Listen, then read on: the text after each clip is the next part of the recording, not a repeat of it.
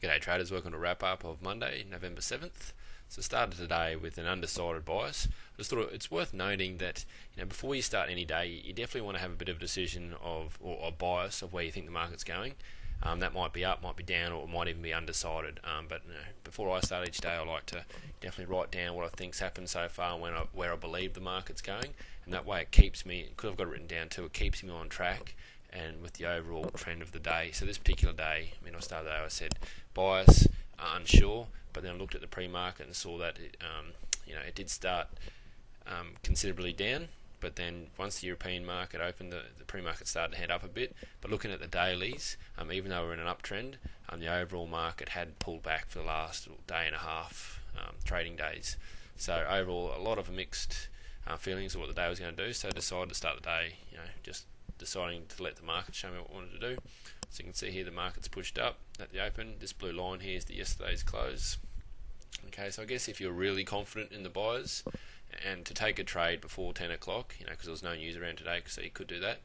But take an early trade, you have to be very confident with your overall bias of the day, because so far I guess the market hasn't told us a lot of what it wants to do, but it did pull back here and just missed it. There's a power point down here which it didn't quite get to, so it's pulled back, bounced directly off that yesterday's close and then pushed up higher. Okay, from there it's turned around and started to pull back. Another power point pull back area there before it decided to head down, and then at stage now it's starting to really head down.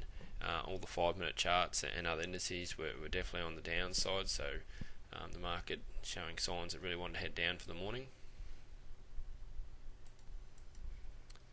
So once I'd broken this yesterday's close, any of these fades here, not a lot of them worked, but if you're really keen on the downside and it's got that gap line out of the way, and you thought it was really going to head down and look at getting towards yesterday closes and things like that, there were some opportunities here on the sell side. Nothing really obvious there, but no great pullbacks, which makes it a little bit difficult. Here was the first of the pullbacks here, so it's gone through that first purple. So quite often when it breaks the purple like that, you can see we are in a bit of a downtrend. I thought this particular power point here was fairly good. We had actually a 5-minute sell come up at this bar here, but didn't take it there. Did try to get on or look at getting up around here, and you can see over here too, the lower of the open is providing a bit of a resistant area, so there's a good chance of pulling back and then pushing back down again, which is what it did. So I pushed down, and once again this little arrow here, this was actually a 5-minute sell.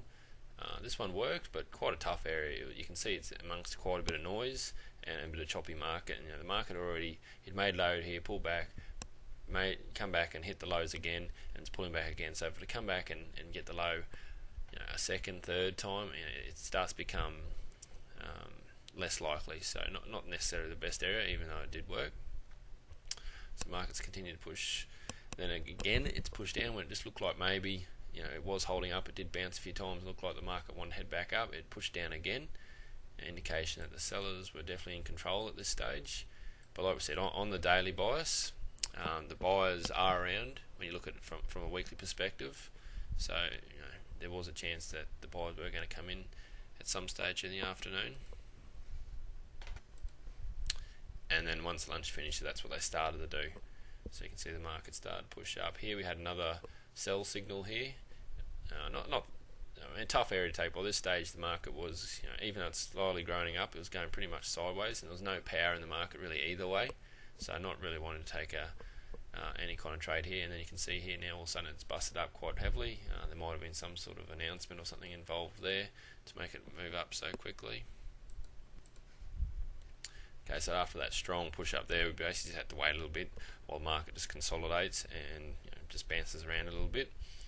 Continue to go sideways. At this stage here, the market was very slow, very few contracts going through the market. But we did get back up above that yesterday's close line again. This particular fade here worked well. I thought this was a pretty good fade area. When you correspond, even though there was no 5-minute signal here, it was showing all the right signs on the 5-minute chart. The moving average was pointing up. The predicted had dipped back as I was going to pull back, and then started to shoot back up again. So this particular fade here was one I thought was one of the better fades of the day to push higher. And you've got to remember too also, we hadn't made, the cash market highs are up above as well, so that's something that's definitely attracting the market higher. So I pushed up there, from that. It's pushed up about 4 points or so, and then pull back here.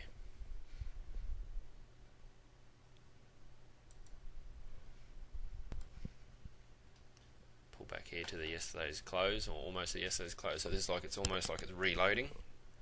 So even if it pulled right back another point or two, and then started to head back up, I mean, this fade here would have been a particularly good area, and in the end you can see it has pushed up, nearly gone through it. It has pulled back temporarily, but in the end it's pushed through it. So you can see that bit of a pull out back there. There was a great situation where you're just looking for the market to reload, and then off it goes again. That's a great one to look at fading if you believe the buyers were around and looking to take the market higher, which was definitely a chance because the highs of the day were still up higher. Okay, just got the 5-minute chart here. So we had 3 signals. So there's that first one where it was a fade, a sell fade. So a good area, just not necessarily the best entry. It's right between power points, and up basically here was a resistant area where the market was always kind of going to look at to head and test, and then maybe bounce off. So definitely right area, but maybe want to look at taking just a little bit higher, and then look for it to sell off. There was a sell here, which worked, but very congested, choppy area, not necessarily the best area to be taking a trade. It's a bit of a 50-50 area. And then here, once again, there was another fade. So a sell, a 5-minute sell as far as the fade's concerned. In the end, it got punished, as I think announcement or something came in here and just pushed the market up straight away. And then another area I was talking about here, just here, you can see the moving average is clearly pointing up. It's heading up. You got these market highs over here that it's heading towards, and you can see the predictives pull back. So it's reloading and then it's shot off again. So around this area here, there's that fade entry that I talked about. So looking at the 5-minute and the 1-minute chart together, you tend to get a better overall view of the market, and I thought it was a really good area for the market to push higher again. Probably one of the better spots of the day. Righto, that's a wrap up.